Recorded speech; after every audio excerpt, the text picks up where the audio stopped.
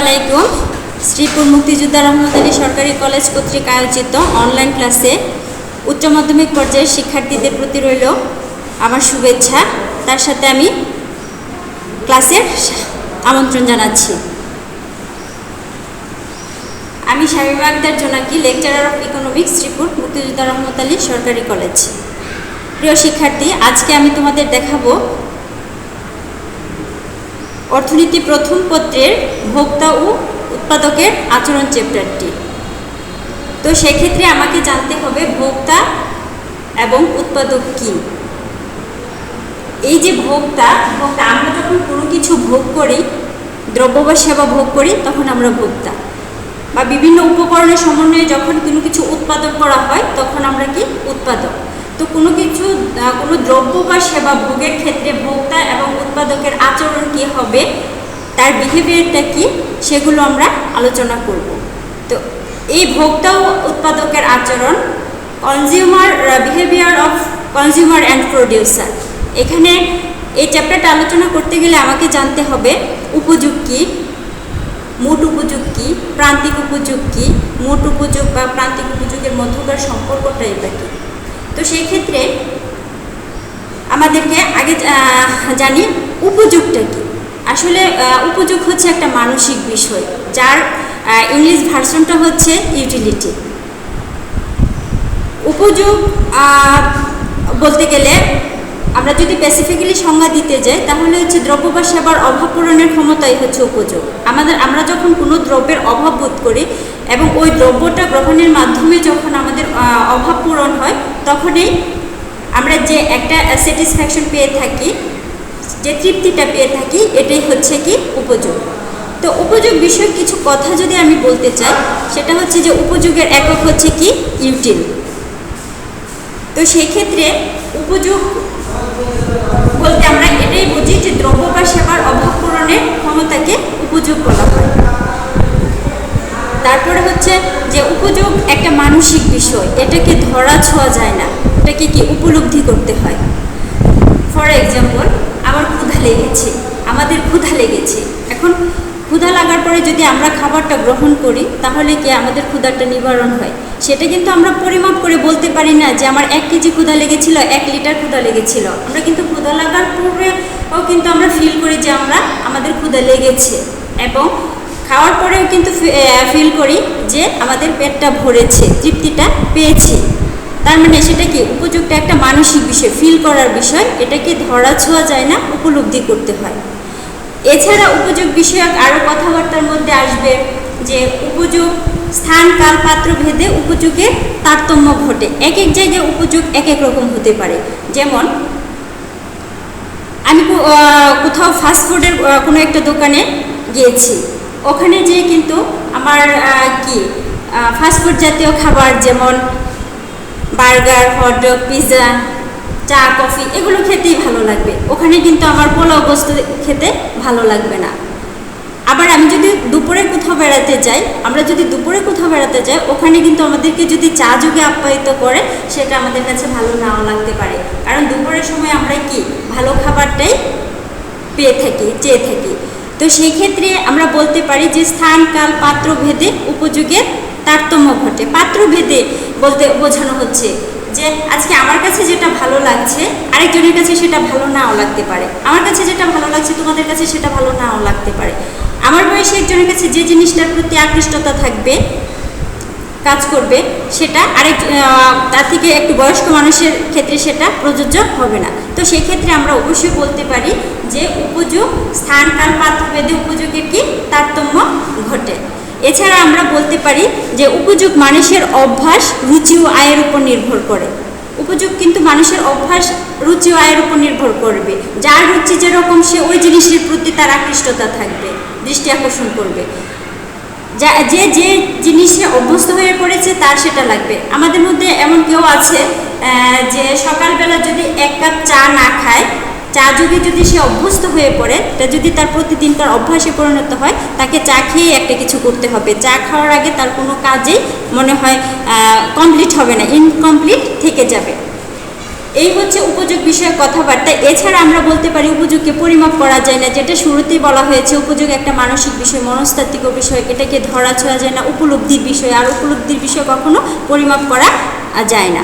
তাহলে আমরা এখান থেকে জানলাম কি, যে উপযোগ কি, দ্রব্য বা সেবার অবপূরণের ক্ষমতাটাই হচ্ছে উপযোগ। উপযোগের একক হচ্ছে ইউটিল। উপযোগকে কি ধরা ছোঁয়া যায় না, উপলব্ধি করতে হয়। স্থানকাল পাত্রভেদে উপযোগের তারতম্য ঘটে। উপযোগ কি অভ্যাস, রুচি ও আয়ের উপর নির্ভরশীল। এইগুলো আমরা জানলাম কি উপযোগ কি।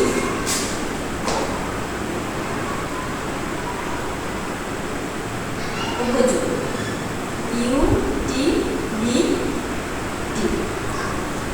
এখন আমরা আলোচনা করব মোট উপযোগ কি, প্রান্তিক উপযোগ কি। মোট উপযোগের ইংরেজি হচ্ছে টোটাল ইউটিলিটি। কি টোটাল ইউটিলিটি। দেন আমরা কি টোটাল ইউটিলিটি নিয়ে আলোচনা করব। মোট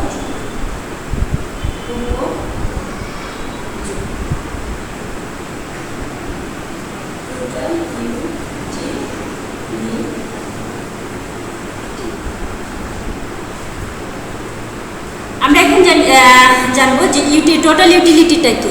টোটাল ইউটিলিটি হচ্ছে যে আমরা একটা দ্রব্য একটা নির্দিষ্ট সময়ে একটা দ্রব্যের বিভিন্ন একক ভোগ করব। বিভিন্ন একক ভোগ করার ফলে যে মোট যে উপযোগগুলো পাবো, এই উপযোগগুলো যদি আমরা যোগ করি তাহলে পাবো কি মোট উপযোগ। অর্থাৎ এক্ষেত্রে সংজ্ঞাটা হবে এরকম যে একটি নির্দিষ্ট সময়ে নির্দিষ্ট দ্রব্যের বিভিন্ন একক ভোগের মাধ্যমে যে বিভিন্ন পরিমাণ উপযোগ পাওয়া যায়, এই প্রাপ্ত উপযোগের সমষ্টিকে বলা হবে কি মোট উপযোগ। সেক্ষেত্রে আমরা এটাকে যদি এভাবে দেখতে চাই, সাপোজ আমরা ধরি আমরা এক্স একটি দ্রব্য ভোগ করছি। একটি নির্দিষ্ট সময় আমরা এক্স দ্রব্য ভোগ করছি।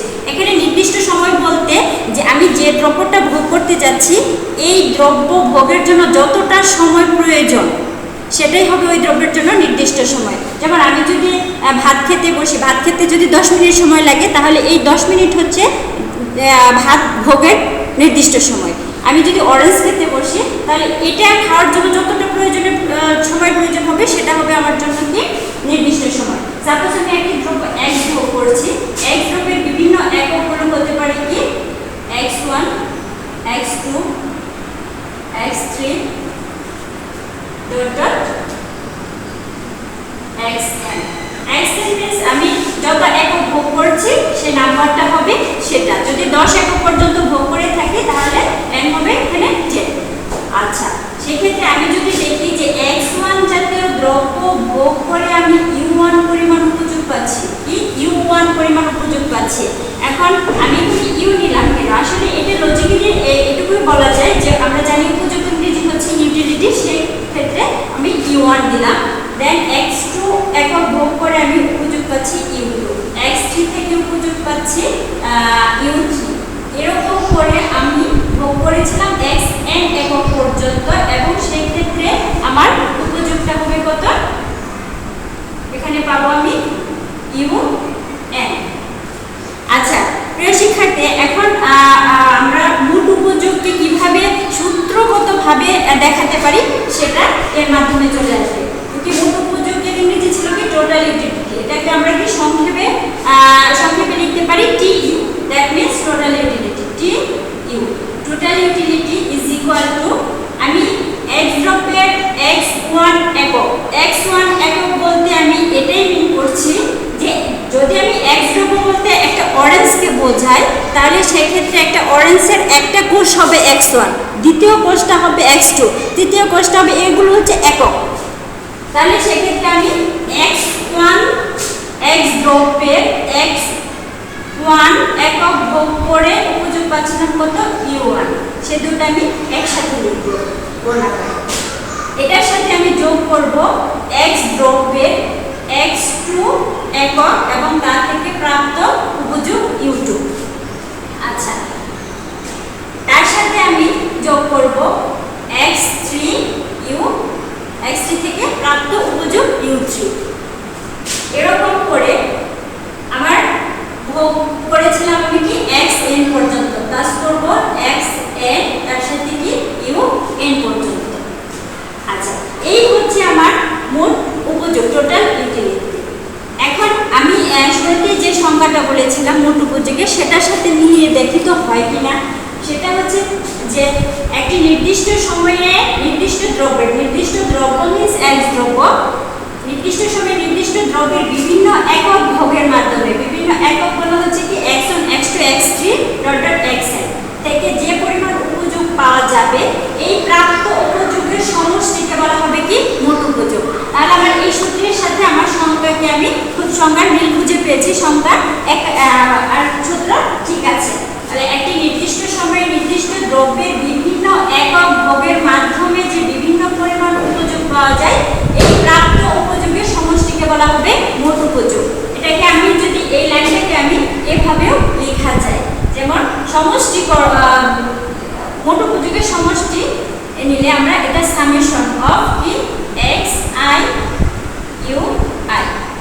আচ্ছা, এখানে আইটা কি, আই দ্বারা বোঝানো হচ্ছে আই ইজ ইকুয়াল টু 1 কোন পর্যন্ত, n সংখ্যক পর্যন্ত n, অর্থাৎ আই ইজ ইকুয়াল টু কি নাম্বার বোঝাবে 1 2 3 ডট কি n।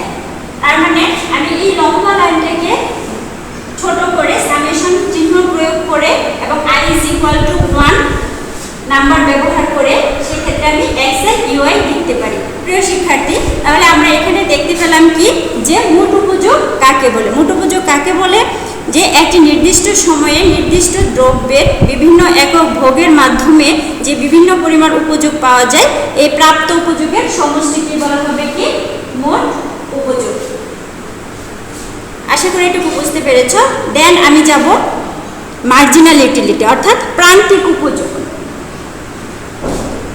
উপযোগ দেখেছি, মোট উপযোগ দেখেছি, এখন কি প্রান্তিক উপযোগ।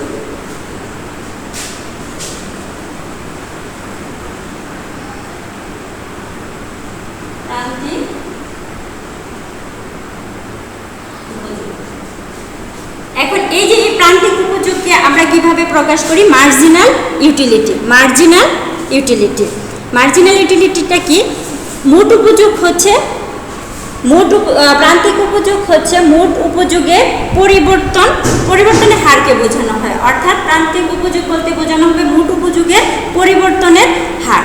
অর্থাৎ আমি একটা দ্রব্য ভোগ করতেছি, একটা দ্রব্যের এক একক ভোগ করার ফলে আমি যে পরিমাণ উপযোগ পাচ্ছি এবং পরবর্তী আরেক একক ভোগ করলাম যে উপযোগ পাবো, এই দুটার পরিবর্তনটাই হবে কি প্রান্তিক উপযোগ। আচ্ছা, সেই ক্ষেত্রে আমি মোট উপযোগটাকে কিভাবে বলবো? প্রান্তিক উপযোগকে বলতে পারি যে কোনো দ্রব্যের অতিরিক্ত এক একক ভোগ করার ফলে যে অতিরিক্ত উপযোগ পাওয়া যায়, এই দুটার পার্থক্যই হচ্ছে কি প্রান্তিক উপযোগ। আমি আবার বলছি যে কোনো দ্রব্যের অতিরিক্ত এক একক ভোগ করার ফলে যে অতিরিক্ত উপযোগ পাওয়া যায় সেটাই হবে তার প্রান্তিক উপযোগ। এটাকে আমরা একটা সূত্র আকারে প্রকাশ করতে পারি। আর মার্জিনাল প্রান্তিক উপযোগের ইংলিশ ভার্সনটা হচ্ছে marginal utility. Marginal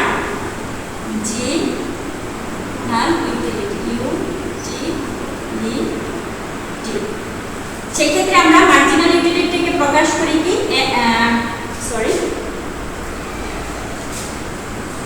marginal utility equal mu is equal to কি মোট উপযোগের পরিবর্তন। মোট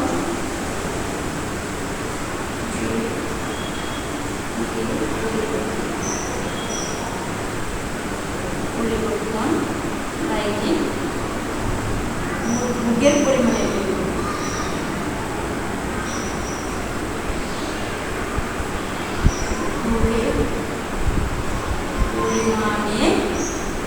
মোট উপযোগের পরিবর্তন বাই মোট ভোগের পরিমাণের পরিবর্তন। সেটাকে আমরা এভাবে রূপ দিতে পারি del T U by del Q. Del T U means মোট উপযোগের পরিবর্তন। এখানে যে ত্রিভুজ আকারের যে সাইনটা আছে এটাকে আমরা বলবো কি ডেল বা পরিবর্তনের চিহ্ন। অর্থাৎ মোট উপযোগের পরিবর্তনকে যদি আমরা ভোগের পরিমাণের পরিবর্তন দ্বারা, ডেল কিউ মানে ভোগের পরিমাণের পরিবর্তন, ভোগের পরিমাণটাকে আমরা আইডেন্টিফাই করবো কি কোয়ান্টিটি। ঠিক আছে, তো সেই ক্ষেত্রে আমরা ডেল টি ইউ কে যদি প্রান্তিক উপযোগ। এই del T U by del Q কে আমরা যদি গাণিতিকভাবেও দেখাই যে এটা দেখানো যাবে, সেটা আমরা যখন মোট উপযোগ ও প্রান্তিক উপযোগের মধ্যকার সম্পর্ক ব্যাখ্যা করতে যাব তখন সেটা নিয়ে আলোচনা করা যাবে, সেটা দেখানো যাবে। আচ্ছা প্রিয় শিক্ষার্থী, তাহলে আমরা এই পর্যন্ত যা দেখলাম সেটা হচ্ছে কি যে উপযোগটা কে, তারপরে মোট উপযোগ কি, প্রান্তিক উপযোগ কি, ভোক্তা কে বা কারা, উৎপাদন কি, উৎপাদক কি, এই বিষয়গুলো। দেন আমরা এখন দেখব মোট উপযোগ ও প্রান্তিক উপযোগের মধ্যকার সম্পর্ক কি। মোট উপযোগ ও প্রান্তিক উপযোগের মধ্যকার সম্পর্ক, what is the relationship between total utility and marginal utility, অর্থাৎ মোট উপযোগ ও প্রান্তিক উপযোগের মধ্যকার যে সম্পর্কটা আছে সেটা আমরা এখন ব্যাখ্যা করতে যাচ্ছি। প্রিয় শিক্ষার্থী, আমরা কিন্তু আগেই জানি ইতিপূর্বে জেনেছি যে মোট উপযোগটা কী। তো মোট উপযোগ কী সেটা আমরা জানি যে একটি নির্দিষ্ট সময়ে নির্দিষ্ট দ্রব্যের বিভিন্ন একক ভোগের মাধ্যমে যে বিভিন্ন পরিমাণ উপযোগ পাওয়া যায় সেই প্রাপ্ত উপযোগের সমষ্টিকে বলা হবে মোট উপযোগ। আর প্রান্তিক উপযোগ কি সেটাও আমরা জানি যে একটি কোনো মোট উপযোগের পরিবর্তনকে আমরা যদি ভোগের পরিবর্তন দ্বারা ভাগ করি তাহলে প্রান্তিক উপযোগ পাবো, অথবা কি কোনো দ্রব্যের অতিরিক্ত এক একক ভোগের ফলে যে অতিরিক্ত উপযোগ পাওয়া যাবে সেটা হবে কি প্রান্তিক উপযোগ। আচ্ছা, তাহলে এর মধ্যে মোট উপযোগ ও প্রান্তিক উপযোগের মধ্যকার সম্পর্ক ব্যাখ্যা যদি আমরা করতে চাই সেক্ষেত্রে আমরা সংজ্ঞাটা জেনে নিলাম, তারপরে হচ্ছে যে একটা ছকের মাধ্যমে সেটাকে সুস্পষ্টভাবে ব্যাখ্যা করা যাবে। সেটার জন্য আমি তোমাদের জন্য একটা ছক রেডি করছি, সেটা খেয়াল করে দেখব।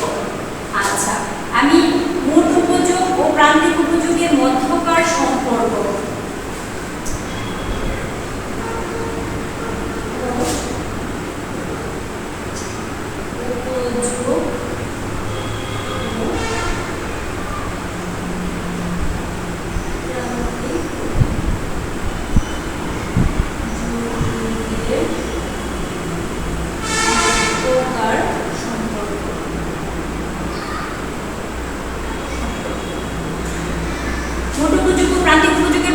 সম্পর্ক ব্যাখ্যা করার ক্ষেত্রে প্রথমে আমরা মোট উপযোগ এবং প্রান্তিক উপযোগের সংজ্ঞাটা দিয়ে নিব এবং একটি ছকের মাধ্যমে কিভাবে এদের মধ্যকার সম্পর্ক ব্যাখ্যা করা যায় সেটা দেখাবো। অর্থাৎ এটাকে বলা হয় সূচির মাধ্যমে সম্পর্ক ব্যাখ্যা। এখন সূচিটা তৈরি করতে গেলে আমার 3টা কলাম লাগবে। এই 3টা কলামের মধ্যে আমাদের থাকছে দ্রব্যের একক,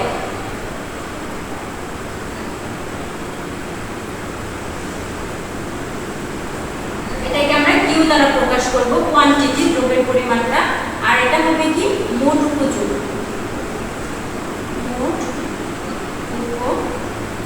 উপযোগ টি কিউ, আর এখানে হবে প্রান্তিক উপযোগ, প্রান্তিক উপযোগ এম কিউ। আচ্ছা প্রিয় শিক্ষার্থী, আমরা একটি ছক তৈরি করেছি মোট উপযোগ ও প্রান্তিক উপযোগের মধ্যকার সম্পর্ক ব্যাখ্যা করার জন্য। এখন ছকের মাধ্যমে আমরা দেখব যে what is the relationship T U and M U. সেক্ষেত্রে আমি কোনো দ্রব্যের সাপোজ এক একক ভোগ করেছি ধরে নিলাম, এক একক ভোগ করে ধরে নিলাম মোট উপযোগ পাচ্ছি 5 একক,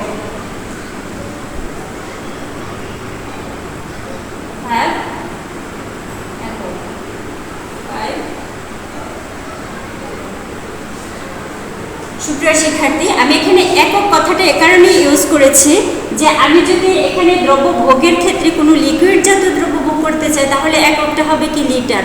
যদি কোনো গণনা করা যায় এমন কিছু ভোগ করতে চাই তাহলে সেটা হবে টিটা, এরকম একক। তারপরে আমি যদি কি ফিতার মাপে পরিমাপ করা যায় এরকম কিছু নেই তাহলে এটার একক হবে মিটার, বা চাল ডাল এগুলো ক্রয় করি তাহলে পরিমাপ হবে এককটা হবে কি কেজি। তো আমি যেহেতু উল্লেখ করছি না যে আমি কী দ্রব্য ব্যবহার করতেছি, কী দ্রব্য নিয়েছি, সেক্ষেত্রে আমি একক কথাটাই লিখছি এবং তার থেকে মোট উপযোগ পাচ্ছি কত 5 একক।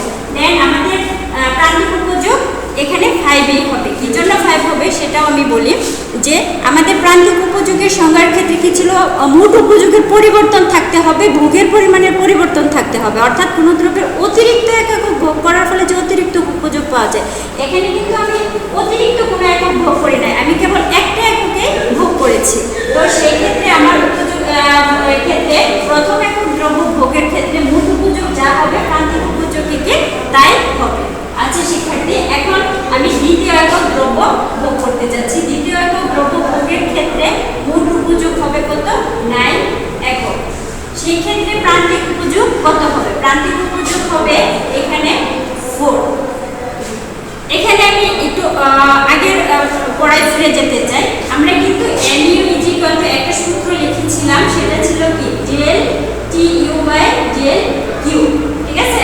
তো সেই ক্ষেত্রে দেখি তো আমার এখানে যে প্রান্তিক উপযোগ 4 আসছে, এই সূত্রের মাধ্যমেও সেটা আসে কিনা। আচ্ছা, তাহলে সেক্ষেত্রে আমি দেখছি মোট উপযোগের পরিবর্তন, মোট উপযোগের পরিবর্তনটা কত। এখানে প্রথম এককে 5, দ্বিতীয় এককে 9, তো সেই ক্ষেত্রে 9 minus 5। আর ভোগের পরিমাণের পরিবর্তন, এই পরিমাণের পরিবর্তনটা কত আসতেছে, এখানে 2 minus 1, 2 minus 1, সেক্ষেত্রে আমি কত পাচ্ছি, 1/4, দ্যাট মিন্স 4। এই হচ্ছে সেই 4, যে মোট উপযোগের পরিবর্তনটাই হচ্ছে কি প্রান্তিক উপযোগ, ঠিক আছে? আচ্ছা, এখন দেখা যায় যে আমি থার্ড একক দ্রব্য ভোগ করছি। থার্ড এককের ক্ষেত্রে এখানে প্রান্তিক উপযোগ হচ্ছে, মোট উপযোগ ধরে নিলাম 12। এক্ষেত্রে প্রান্তিক উপযোগ কত হবে, 3 একক। আচ্ছা শিক্ষার্থী, এখন আমরা এক্ষেত্রে দেখছি যে মোট উপযোগ বাড়তেছে। তৃতীয় একক পর্যন্ত মোট উপযোগ কত হয়েছে, 5। প্রথম এককে 5, দ্বিতীয় এককে 9, তৃতীয় এককে কত, 12। আচ্ছা, এবং প্রান্তিক উপযোগটা কি ক্রমান্বয়ে কমতেছে। আচ্ছা, এখন আমি চতুর্থ একক দ্রব্য ভোগ করব। চতুর্থ একক দ্রব্য ভোগ করার ক্ষেত্রে অবশ্যই এখানে যদি আমি 14 একক নিয়ে থাকি, মোট উপযোগটা বাড়তেছে, সেক্ষেত্রে এখানে হবে কত, 2।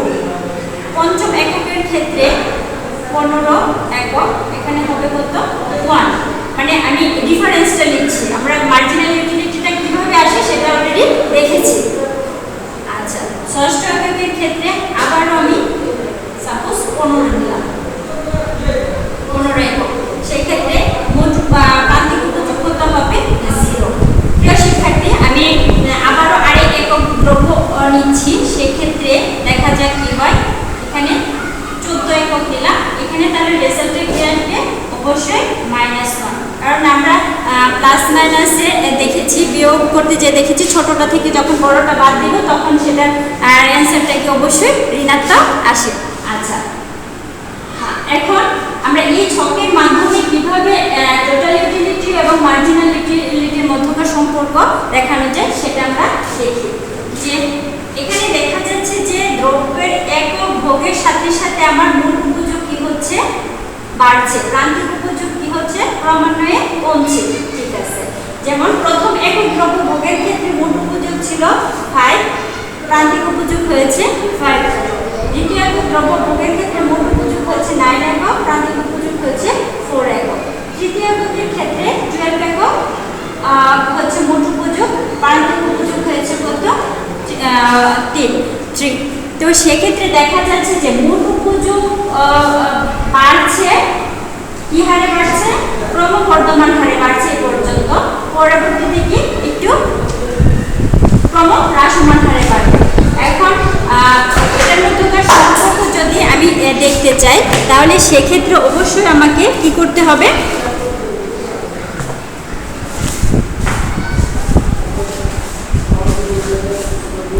সম্পর্ক ব্যাখ্যার ক্ষেত্রে আমি ফার্স্ট কি সম্পর্কটা পাচ্ছি সেটাকে দেখিয়ে দিচ্ছি।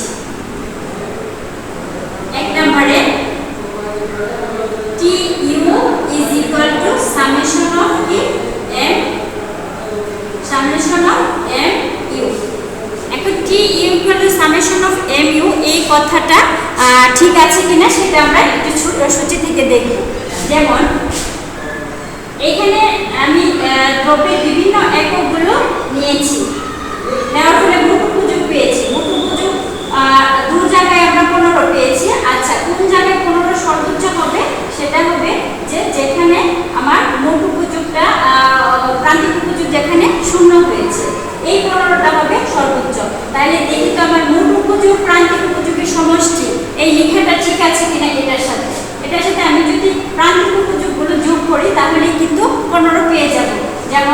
5 4 কত 9, তারপরে এটার সাথে 3 যোগ করলে আমরা পাবো কত 12, তারপরে আর 2 যোগ করব তাহলে হবে কত 14, 1 যোগ করলে 15, তার সাথে 0 যদি যোগ করি সেটা হবে কত 15। তাহলে কি আমরা লিখতে পারি না E is equal to summation of mu, যেহেতু প্রান্তিক উপযোগগুলো যোগ করে আমরা কি পাই মোট উপযোগ পেয়েছি 15 পেয়েছি, প্রান্তিক উপযোগের ডাটাগুলো যোগ করে আমি মোট উপযোগ যে 15 সর্বোচ্চ সেটা আমি পেয়েছি 15 পেয়েছি।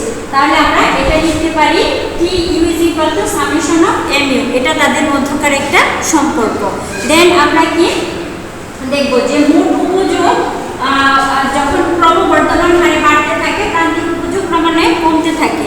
ক্রমবর্ধমান হারে আমরা এখানে সূচিতে দেখতে পাচ্ছি যে মোট উপযোগ এই ক্রমবর্ধমান হারে তৃতীয় একক পর্যন্ত বাড়ছে, প্রান্তিক উপযোগ এক্ষেত্রে কি ক্রমান্বয়ে কমছে।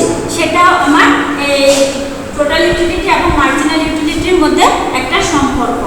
তারপরে আরেকটা যদি আমরা লিখতে চাই সেটা হচ্ছে যে মোট উপযোগ যখন সর্বোচ্চ এখানে দুটা 15 আছে, 15 আমি দুবার লিখেছি পঞ্চম এককের ক্ষেত্রে এবং ষষ্ঠ এককের ক্ষেত্রে। এখন কোন 15 সর্বোচ্চ? মোট উপযোগ প্রান্তিক উপযোগ যেখানে শূন্য হয়েছে মোট উপযোগ সেখানেই হবে কত সর্বোচ্চ। তাহলে আমরা দেখতে পাচ্ছি যে ষষ্ঠ এককের ক্ষেত্রে মোট উপযোগ হয়েছে কত 15, প্রান্তিক উপযোগ হয়েছে কত 0। তাহলে এটাই হচ্ছে কি এখানেই হচ্ছে মোট উপযোগটা হাইয়েস্ট, ঠিক আছে। তাহলে কি যে আমরা দেখি যে প্রান্তিক উপযোগ যেখানে শূন্য হবে মোট উপযোগ সেখানে কত সর্বোচ্চ হবে।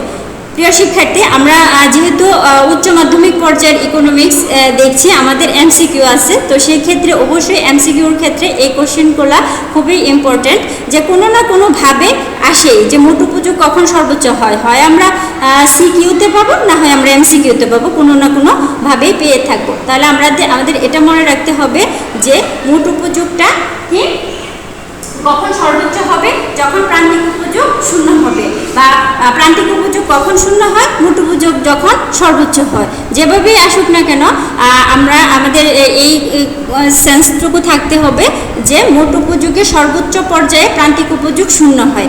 এখন প্রিয় শিক্ষার্থী আরেকটা জিনিস দেখো যে মোট উপযোগ কি আবার কমছে সপ্তম এককের ক্ষেত্রে, প্রান্তিক উপযোগ কি হচ্ছে ঋণাত্মক হচ্ছে।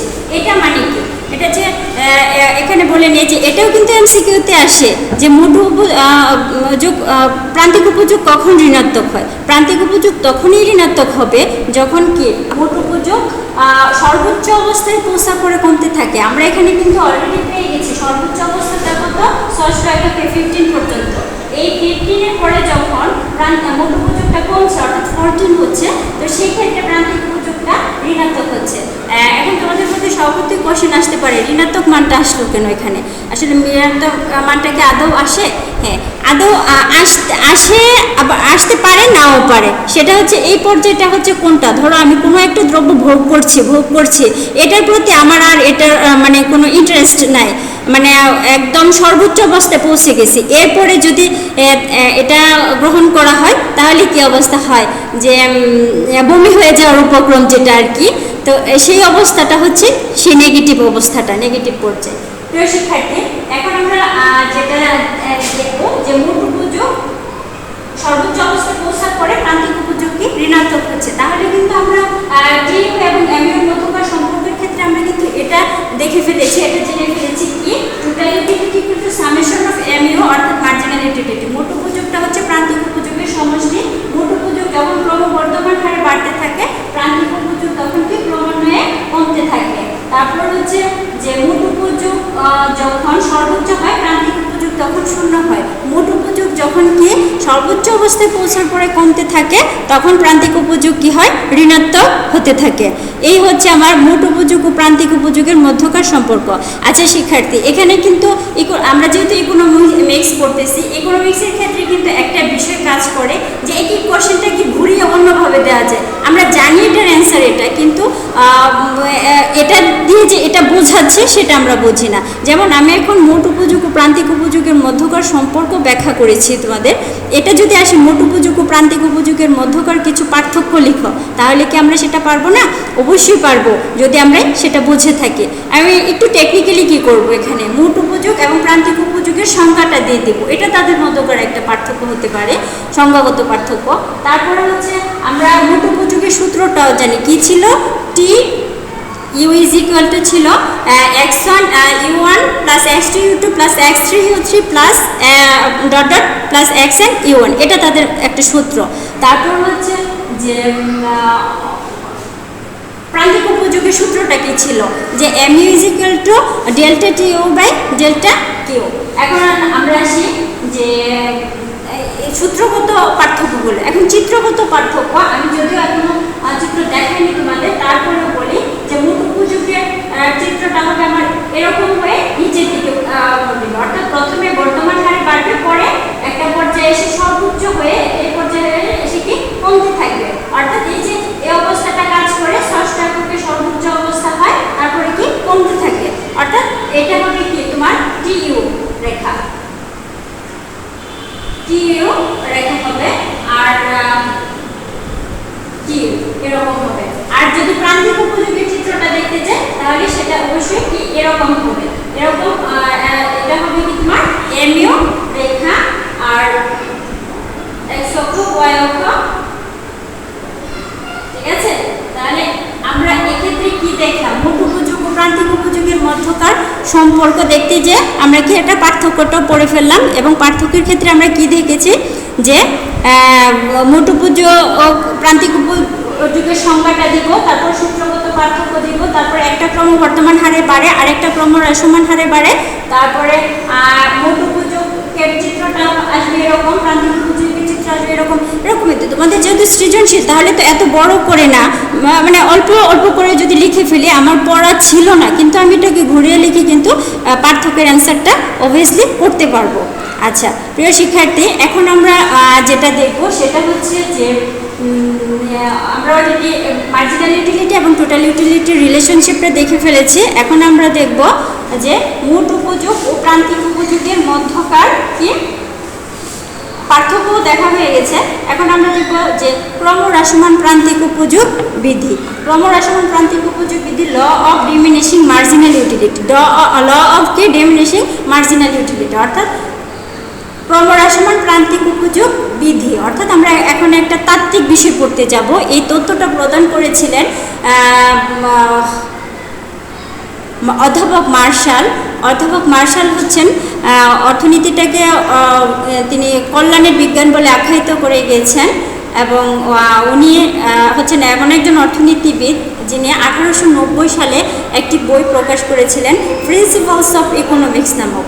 অর্থাৎ এই বইটার পাবলিশ সাল ছিল 1890-তে। তো এই বইয়ে উনি প্রকাশ করেছিলেন যে ভোক্তার আচরণ বিশ্লেষণ করতে গিয়ে ক্রমহ্রাসমান প্রান্তিক উপযোগ বিধিটি ব্যাখ্যা করেছিলেন।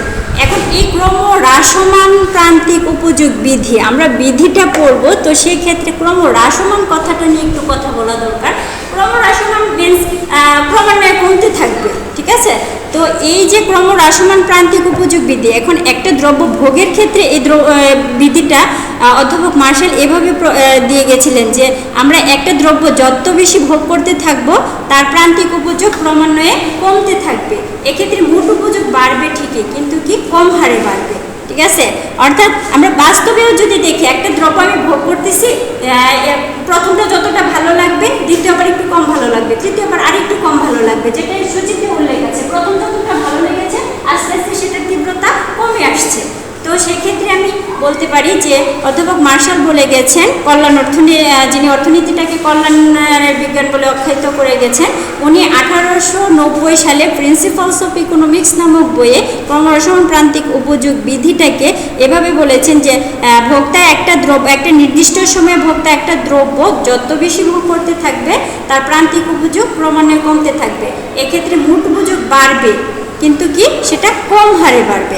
আচ্ছা, সেটাকে যদি আমি অধ্যাপক মার্শাল সাহেবের এই কথাটাকে যদি আমি বিশ্লেষণ করতে যাই, তাহলে সেক্ষেত্রে কিছু অনুমিত শর্ত সাপেক্ষে বিশ্লেষণ করতে হবে, যেটাকে আমরা ইংরেজিতে এজাম্পশন বলে থাকি। এই শর্ত সাপেক্ষে বিধিটাকে আমরা সিদ্ধ করতে পারবো। ওনার কথাটা যে এরকম যে একটা দ্রব্য ভোগ করতে থাকলে প্রান্তিক উপযোগ কমবে, কমবে কথা ঠিক, কিন্তু কিছু শর্ত সাপেক্ষে কমবে। এই শর্তগুলো নিয়ে আমি একটু আলোচনা করতে চাই। শর্ত হচ্ছে যে 1 নম্বর হচ্ছে ভোক্তা যুক্তিশীল আচরণ করবে। ভোক্তা যদি অযৌক্তিক কোনো আচরণ করে তাহলে তার দ্বারা এই বিধিটাকে সিদ্ধ করা কোনোভাবেই সম্ভব না। অর্থাৎ ভোক্তার আচরণ হতে হবে যুক্তিশীল। সে ভালোকে ভালো বলতে পারে, মন্দকে, যদি একটা ভালো জিনিসকে সে মন্দের সাথে তুলনা করে তাহলে এই বিধিতে সে বিধির লক্ষ্যে সে পৌঁছতে পারবে না, বিধিটাকে সে বাস্তবে কার্যকর করতে পারবে না। তাহলে ফার্স্ট অ্যাজাম্পশনটা হচ্ছে ভোক্তা যুক্তিশীল আচরণ করবে। তারপরে কি উপযোগকে সংখ্যার মাধ্যমে পরিমাপ করা যায়, এটা ধরা যাবে। যেটা আমি শুরুতে বলেছিলাম যে উপযোগ একটা মানসিক বিষয়, এটাকে ধরা ছোঁয়া যায় না, উপলব্ধি করতে হয়, কিন্তু পরিমাপ করা যায় না। কিন্তু এই যে এই বিধিটাকে সিদ্ধ করার জন্য ধরে নিতে হবে কি উপযোগ সংখ্যার মাধ্যমে পরিমাপ করা যায়। প্রিয় শিক্ষার্থী, আরও কিছু এজাম্পশন আছে, যেমন ভোক্তার আয়, রুচি, অভ্যাস এগুলো অপরিবর্তিত থাকবে। এই যে ভোক্তার আয়, রুচি, অভ্যাস এগুলো ওই বিধিটা যখন আমি অ্যাপ্লাই করতে যাব, ওই বিধিটা নিয়ে যখন কাজ করতে যাব, তখন আমাকে ভোক্তার আয়, রুচি, অভ্যাস এগুলোকে কি অপরিবর্তিত ধরে নিতে হবে। আচ্ছা, এছাড়া আরও কিছু এজাম্পশন থাকতে পারে, সেটা হচ্ছে যে দ্রব্যের এককগুলো অবশ্যই সমজাতীয় হবে। আমি যদি এখন এই বিধিটা অ্যাপ্লাই করতে চাই অরেঞ্জ খাওয়া নিয়ে, এখানে অবশ্যই আমি অ্যাপল ঢুকাই দিতে পারবো না। আবার আমি যদি এটা এই বিধিটা অ্যাপ্লাই করতে চাই ভাত খাওয়া নিয়ে, এখানে আমি চিরামুড়ি, খই, দই ঢুকাই দিলে আমার বিধিটাকে আমি সিদ্ধ করতে পারবো না।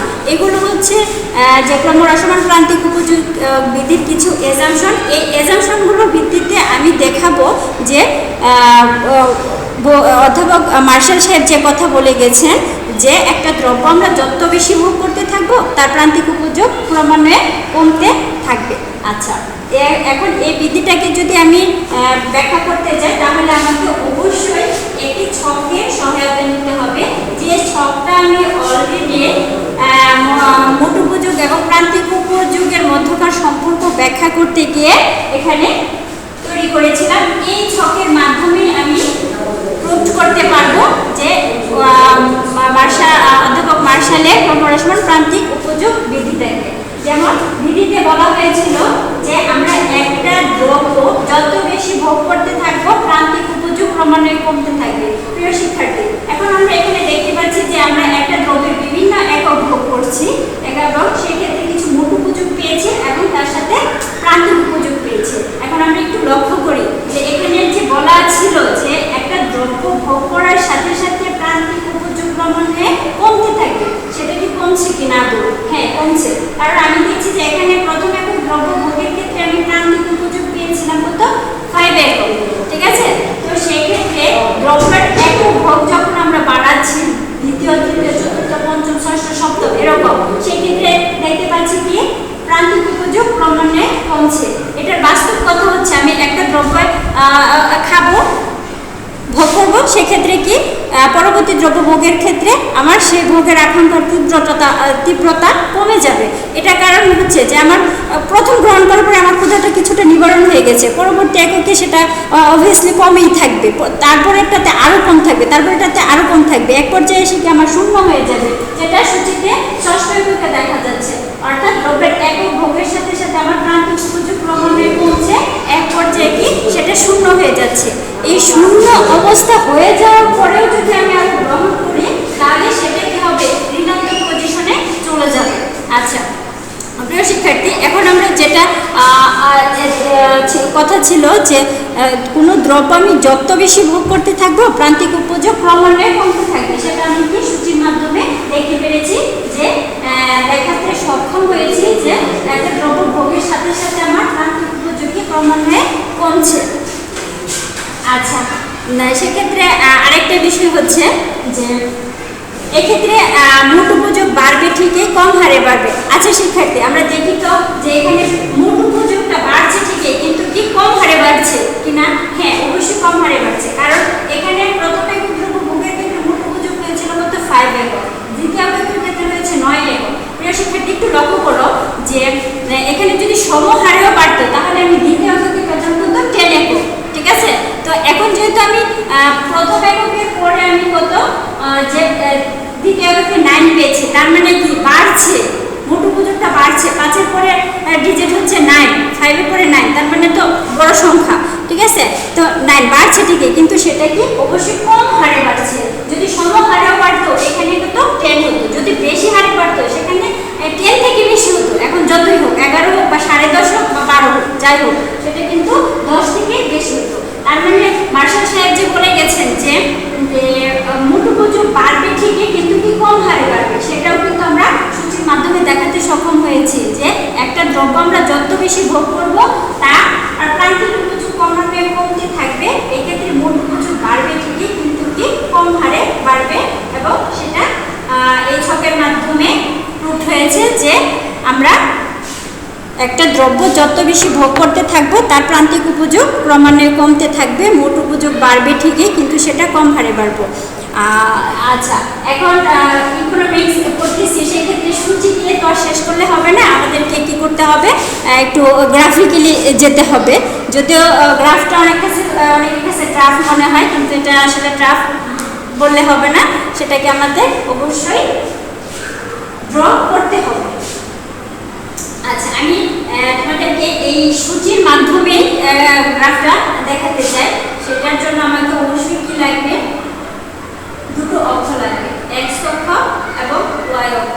প্রিয় শিক্ষার্থী, আমাদের এই যে OX অক্ষ, এটাকে আমরা বলি ভূমি অক্ষ বা অনুভূমিক অক্ষ, আর y অক্ষটাকে আমরা বলি কি উল্লম্ব অক্ষ বা লম্ব অক্ষ। এখন এই যে আমরা যখন এটার সূত্রটা আঁকবো, কি আমরা পড়তেছি ক্রমহ্রাসমান প্রান্তিক উপযোগ বিধি, তাহলে সেক্ষেত্রে আমি আমার ভূমি অক্ষে থাকবে কি x দ্রব্যের পরিমাণটা, অর্থাৎ q দ্রব্যের পরিমাণ থাকবে, আর y অক্ষে থাকবে কি মার্জিনাল ইউটিলিটি। মার্জিনাল ইউটিলিটি প্রান্তিক উপযোগকে আমি y অক্ষে দেখাবো।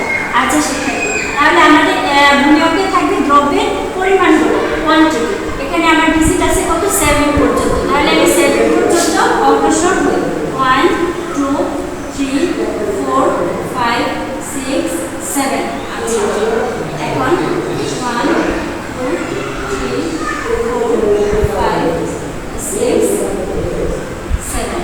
আচ্ছা শিক্ষার্থী, এখন আর আমরা লম্ব অক্ষকে নিয়েছি প্রান্তিক উপযোগ। প্রান্তিক উপযোগের ডিজিট আমার সর্বোচ্চ কত পর্যন্ত, 5 পর্যন্ত। আচ্ছা, আমি এখান থেকে 0, ঠিক আছে, এটা হচ্ছে কি মূল বিন্দু, অরিজিন পয়েন্ট। এটাকে কিন্তু আমরা 0 বলবো না, এটা হচ্ছে ও বিন্দুতে x এবং y এর অবস্থানটা হচ্ছে 0। আচ্ছা, তো সেক্ষেত্রে আমরা 1 2 3 4 5, তো সেক্ষেত্রে 1 2 3 4 5 পাচ্ছি। আচ্ছা, এখন দেখা যাচ্ছে যে আমরা 1 একক দ্রব্য ভোগের ক্ষেত্রে প্রান্তিক উপযোগ হয়েছিল কত, 5 একক। 1 একক দ্রব্য ভোগ হয়েছিল।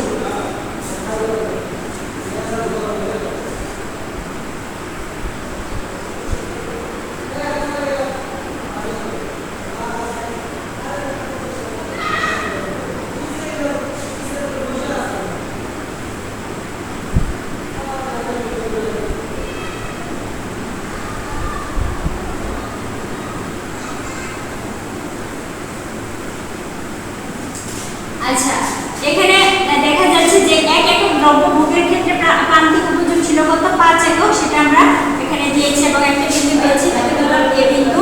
4 একক দ্রব্য ভোগের ক্ষেত্রে পেয়েছি কত, 2 একক দ্রব্য ভোগের ক্ষেত্রে প্রান্তিক উপযোগ 4, সেটাকে আমরা b বিন্দু দ্বারা আইডেন্টিফাই করলাম। 3 একক দ্রব্য ভোগের ক্ষেত্রে প্রান্তিক উপযোগ কত ছিল, 3, c বিন্দু দ্বারা আইডেন্টিফাই করলাম। এবং দ্বিতীয় একক চতুর্থ একক দ্রব্য ভোগের ক্ষেত্রে প্রান্তিক উপযোগ কত, 2, d বিন্দু দ্বারা আইডেন্টিফাই করে। এবং পঞ্চম এককের ক্ষেত্রে প্রান্তিক উপযোগ কত, পঞ্চম একক প্রান্তিক উপযোগ 1, এই যে পঞ্চম একক প্রান্তিক উপযোগ 1। এখন ষষ্ঠ এককের ক্ষেত্রে প্রান্তিক উপযোগ হচ্ছে কত, 0। আচ্ছা, এই যে আমি এই বিন্দুগুলো পেয়েছি। এখন শিক্ষার্থী, আমাদের আরেকটা বিন্দু বাকি রয়ে গেছে, সেটা হচ্ছে কি -1। তো এই যে -1 পয়েন্টটা আমি কোথায় নোট করব, সপ্তম এককের ক্ষেত্রে -1। প্রিয় শিক্ষার্থী, আমরা একটা জিনিস জানি যে x অক্ষ y অক্ষ, এটা হবে কি y ড্যাশ অক্ষ, এটা x ড্যাশ অক্ষ, অর্থাৎ এদিকে x এর সব পজিটিভ মানগুলো যাবে, এদিকে থাকবে কি x এর সব ঋণাত্মক মানগুলো, আর x এর ঋণাত্মক মানগুলো সব কি ঋণাত্মক মান। তাহলে সেক্ষেত্রে আমাকে অবশ্যই ওয়াই অক্ষে নিচে প্রান্তিক উপযোগ, সেক্ষেত্রে ওয়াই অক্ষের একটা ঋণাত্মক মান দেখাতে হবে, সেটা হচ্ছে কিন্তু -1। এটাও যদি অরিজিন পয়েন্ট হয় এখানে হবে কিন্তু -1। আচ্ছা, এই যে সপ্তম একক দ্রব্য ভোগের ক্ষেত্রে প্রান্তিক উপযোগ কত? -1। তো -1, সেক্ষেত্রে কিন্তু আমরা আরেকটি বিন্দু এখানে পেয়ে থাকি। আচ্ছা শিক্ষার্থী, এখন দেখা যায় যে আমরা বিন্দুগুলো পেলাম কি ই এফ জি, এই বিন্দুগুলো পেলাম। এখন এই বিন্দুগুলো যোগ করলে আমরা একটা রেখা পাবো।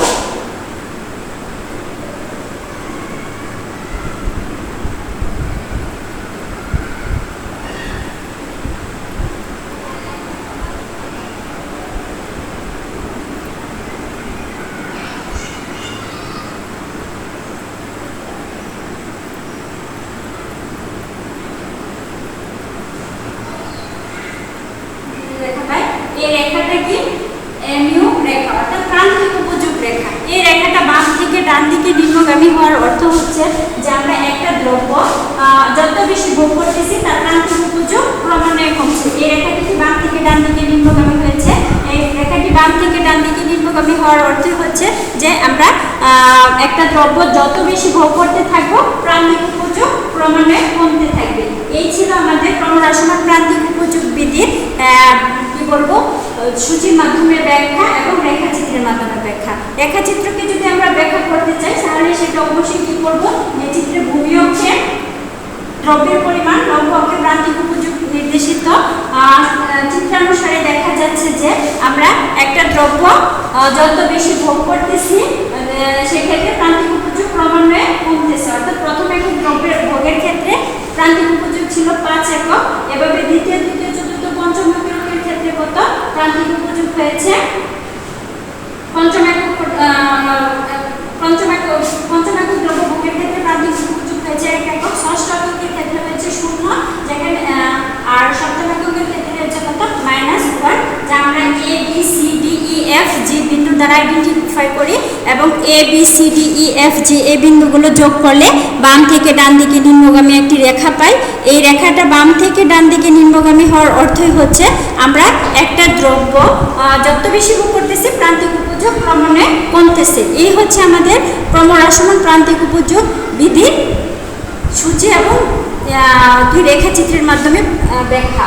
এখন শিক্ষার্থী আমাদের এখানে একটু বিষয় ইনকমপ্লিট থেকে যায়, সেটা হচ্ছে যে বিধিটির কিছু ব্যতিক্রম আসতে পারে, যে ক্রমহ্রাসমান প্রান্তিক উপযোগ বিধির কিছু ব্যতিক্রম লিখো, সীমাবদ্ধতা লিখো বা ত্রুটি লিখো, যেভাবেই আসুক না কেন কথা একই। সেটা হচ্ছে কি যে এই বিধিটা ঠিক, কিন্তু কি ছিল কিছু শর্ত সাপেক্ষে, এজাম্পশনের সাপেক্ষে কিন্তু ঠিক ছিল।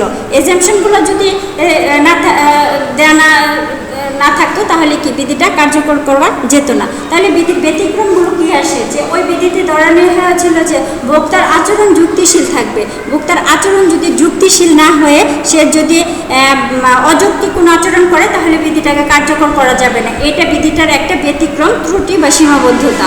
এছাড়া হচ্ছে কি ভোক্তার আয়, রুচি, অভ্যাস এগুলো স্থির থাকবে ধরে নেওয়া হয়েছে। এখন এগুলোকে যদি পরিবর্তনশীল ধরা হয় তাহলে বিধিটা অবশ্যই কি সিদ্ধ করা যাবে না। এগুলো পরিবর্তন হলে এগুলোকে স্থির ধরে নিয়ে বিধিটাকে সিদ্ধ করতে হবে। তাছাড়া আছে দ্রব্যের এককগুলো সমজাতীয়। দ্রব্যের অসমজাতীয় এককের ক্ষেত্রে যদি এককগুলো সমজাতীয় না হয় তাহলে বিধিটাকে সিদ্ধ করা যাবে না। এটা হচ্ছে ক্রমহ্রাসমান প্রান্তিক উপযোগ বিধির আরেকটি কি ব্যতিক্রম, সীমাবদ্ধতা, ত্রুটি আমরা যাই বলি না কেন। তারপর আছে দ্রব্যের এককে সংখ্যায় প্রকাশ করা যাবে বিধিতে বলা হয়েছে। আসলে আমরা শুরুতেই বলেছি যে উপদ্রব একটা মানসিক বিষয়, মনস্তাত্ত্বিক বিষয়, এটাকে কি সংখ্যায় প্রকাশ করা যায় না, এটাকে কি করতে হয় উপলব্ধি করতে হয়, ফিল করতে হয়। তো সেক্ষেত্রে আমরা কি করলাম যে যদি সংখ্যায় প্রকাশ করে নিলাম তাহলে কিন্তু এটাও কিন্তু বিধির একটা সীমাবদ্ধতা। তারপরে শখের জিনিসের ক্ষেত্রেও কি বিধিটা অকার্যকর হয়ে যায়। যেমন শখের জিনিস সেটা যত বেশি কালেক্ট করা যাবে সেই কালেকশনের প্রতি কি আগ্রহটা বেড়ে যাবে, কমবে না। কিন্তু বিধিতে তো বলা আছে যে যত বেশি করা হবে প্রান্তিক উপযোগ ক্রমে কমতে থাকবে, সেক্ষেত্রে কিন্তু প্রান্তিক উপযোগ কমবে না শখের জিনিসের ক্ষেত্রে। যেমন সেটা হতে পারে কি ডাক টিকিট, তারপরে হচ্ছে কি নতুন টাকা মুদ্রা, এগুলো যখন আমরা কালেক্ট করি তখন পরবর্তীতে আরও বেড়ে যায়। কারো যদি 99টা থাকে তার কখন 100টা হবে সে নিয়ে আমরা চিন্তা করতে থাকি। তো যাই হোক, এরকম শখের জিনিসের ক্ষেত্রে বিধিটা কার্যকর হয় না।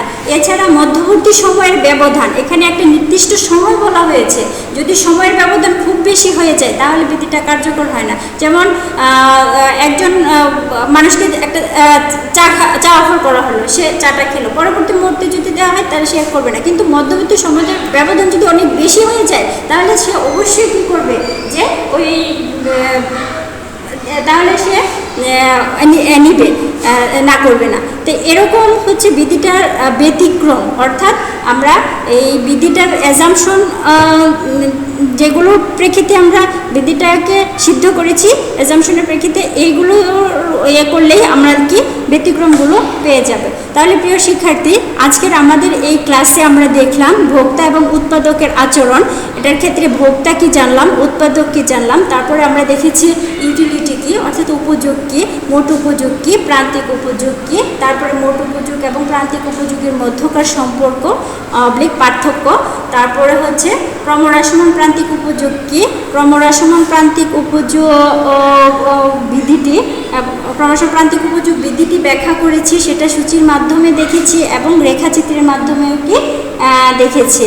তো সেক্ষেত্রে আমরা যেহেতু এখন কি যে করোনাযুক্ত দেশ হয়ে দাঁড়িয়েছি, যেহেতু আমরা ক্লাসে যে জিনিসগুলো দেওয়া হচ্ছে সেগুলো তোমরা আমার কি আহ্বান থাকবে, আমার তোমাদের প্রতি কি থাকবে, আহ্বান থাকবে, অনুরোধও থাকবে যে অযথা সময় বাইরে ঘোরাঘুরি না করে অবশ্যই বাসায় বসে পড়াশোনা থেকে বিচ্যুত না হয়ে পড়াশোনার সাথে যুক্ত হও। আমরা করোনা যুক্ত দেশে পরিণত হয়েছি। করোনাটা এখন আমাদের কি, করোনা ভাইরাসটা আমাদের এখন পৃথিবীব্যাপী একটা সমস্যা। সেই সমস্যাকে আমরা কি ভয় পেয়ে ঘরে বসে থাকলে চলবে না, সেটার জন্য কোনো কিছুকে থামিয়ে রাখলে চলবে না, সেটার জন্য পড়াশোনা তো অবশ্যই নাই। তো সেক্ষেত্রে আমরা এই ভয়কে জয় করব কিভাবে, সচেতনতার মাধ্যমে।